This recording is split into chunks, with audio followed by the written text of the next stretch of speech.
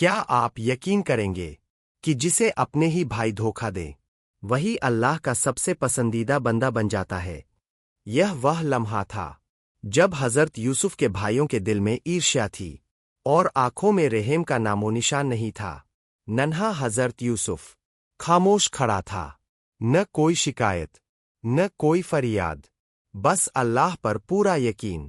پھر وہ لمحہ آیا جب مضبوط ہاتھوں نے حضرت یوسف کو دھکیل دیا، ایک اندھیری گہری کھوہ میں۔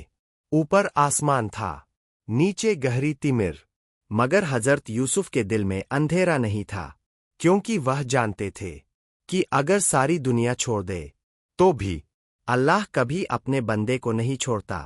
یہ کھوہ سزا نہیں تھا، یہ اللہ کے مقصد کی پہلی سیڑھی تھی۔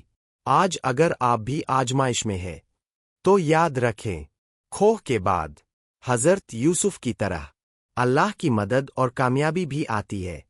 اگر یہ قصہ دل کو لگا ہو تو ویڈیو کو لائک کریں، اور ایسی اور بھی ایمان تازہ کرنے والی کہانیوں کے لیے چینل کو سبسکرائب ضرور کریں۔